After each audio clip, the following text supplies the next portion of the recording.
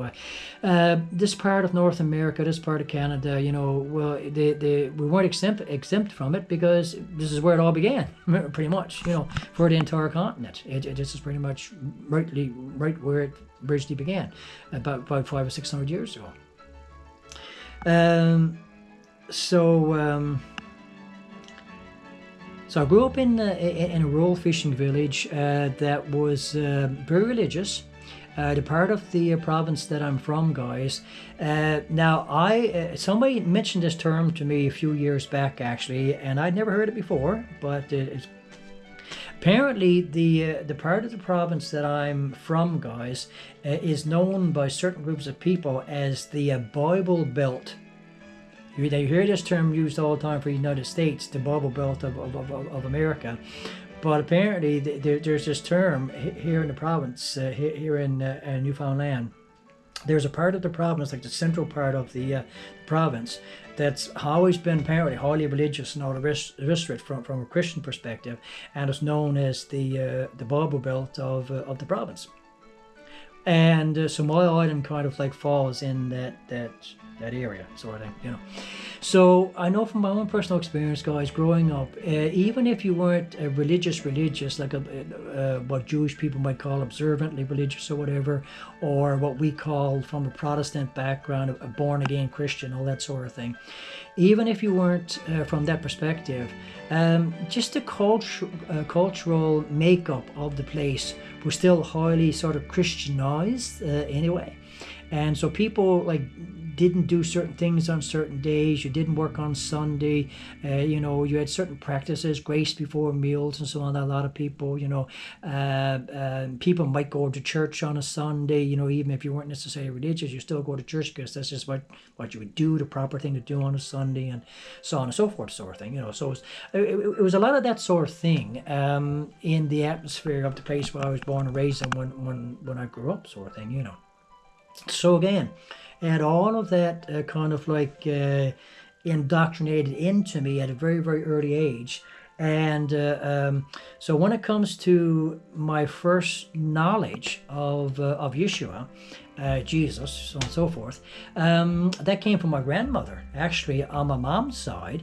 And she was United, from the United Church. We call it United Church here in Canada. I think in the States they call it Presbyterian?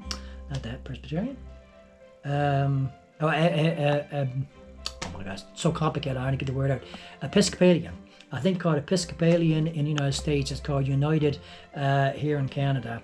And that was the branch of the Christian church that my grandmother on my mom's side belonged to.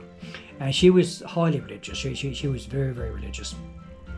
And not so much from my mom's perspective, but from my grandmother's perspective, she was the first one to introduce all this to us about Jesus and all the rest of it. I was no more than 4 or 5 years of age, guys. So from about 4 or 5 years of age onward, I had that exposed to me, and basically been a part of my life, my entire life, So in a small rural fishing village, anyway, we didn't have a lot of entertainment, guys. So back in the oh my goodness, 21 minutes in already.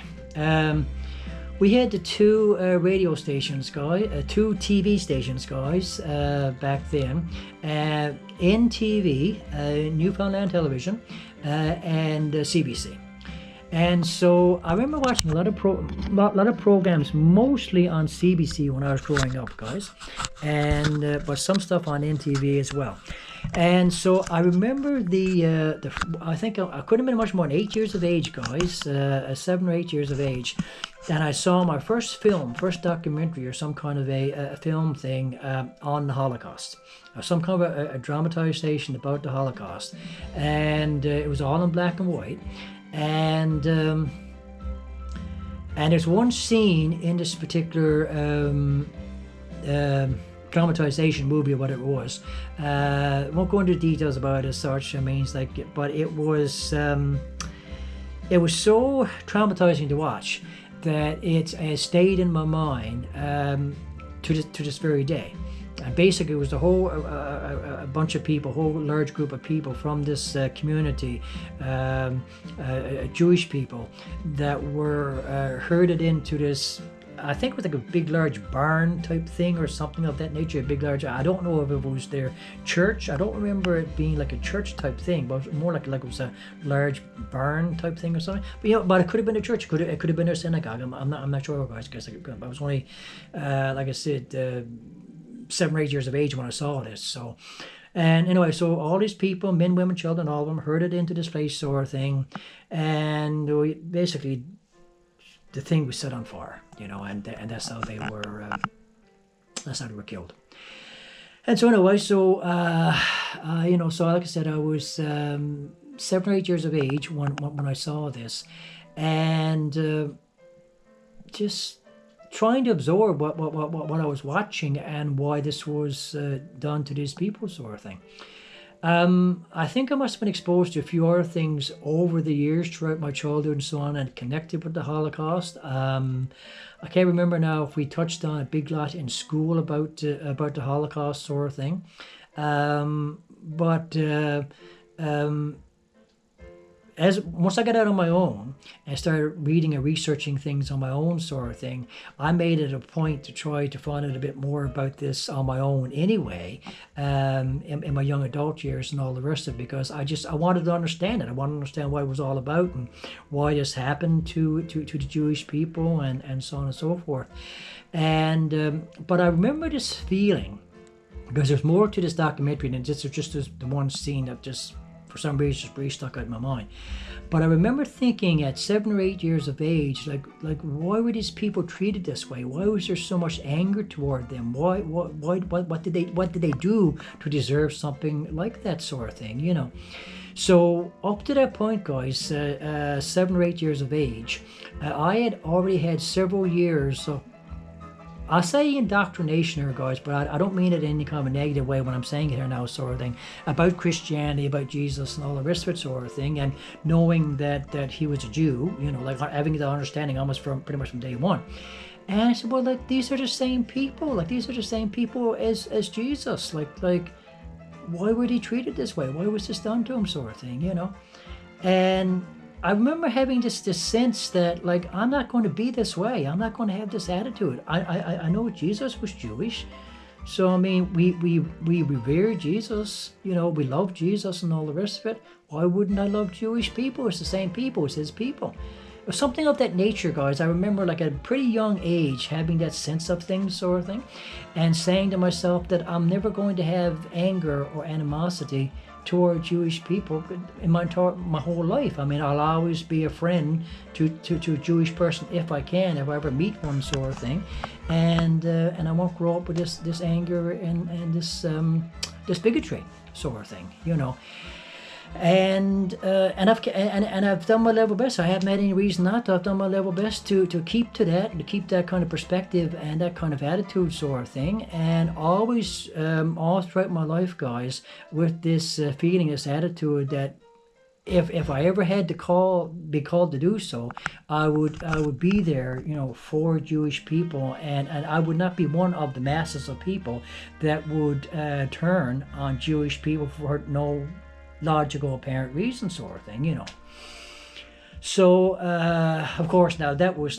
decades and decades ago. I mean, since then, guys, I have gone into a lot of researching about the Holocaust and what led up to it, sort of thing, and how it somehow got so out of hand the first time around, and well, basically any type of Holocaust against the Jewish people all throughout history, if you want to go on back, before the 30s, sort of thing, and just always having the understanding that it is just so irrational, it's just so illogical. I mean, it's like, what do they do to deserve this kind of treatment, And so I find myself today, guys, at 60 years of age, never realizing that I would ever actually have to step up to the plate and honor the promise that I made as a kid, because there was never any Jewish people around me when I was growing up. I mean, it's like rural Newfoundland, guys, was all Christian. We didn't even have any Catholics around us. It was all Protestant, churches in my community growing up, sort of thing, So it wasn't until I came here to St. John's that I found out there was a small Jewish community here in St. John's. There's a synagogue here in St. John's and so on and so forth. But I mean, I've been here in St. John's for 38 odd years now, guys. And I mean, I've never been inside that synagogue. I've never been to any Jewish worship services sort of thing. I don't know how that works with Gentile people. Like, if you have to get an invitation to go to one of their services or whatever sort of thing. Never bumped into a Jewish. Now, again, like, knowingly bumped into a Jewish person. Like, the Jewish community here in St. John's, guys, it's like they've always been invisible. I don't know where they're to. I mean, I don't know. Like, I'm sure I must have bumped into a Jewish person here or there in 38 odd years of being in this town, but they've never displayed anything that would indicate that they were Jewish, so I wouldn't know. And unless you get into a conversation with them and they open up and say, well, I'm Jewish, you wouldn't know, you know. So basically, I've never had the opportunities to really kind of step up to the plate and say that I'm there for you. I'm a friend. I'm on your side. I see you as sort of like my elder brothers and sisters from the religious perspective, because my religion grew out of your religion and all the rest of it sort of thing. I've never had the opportunity to do that personally, directly with any Jewish person, like one-on-one sort of thing, you know. So it's only now, guys, over the past 2 years, and with what is happening in Israel 2 years ago, this attack and everything that's been happening since sort of thing, that I feel now is my time. Now is the time for me to step up to the plate. Now is the time when Jewish people are hurting all over the world again, and everything that was beginning to be set in place for the Holocaust, was it now pushing 80 odd years ago? I think, if I'm not mistaken, like the better part of 80 odd years ago. Is slowly, we're seeing it bit by bit, piece by piece, slowly but surely, beginning to set in place again, guys.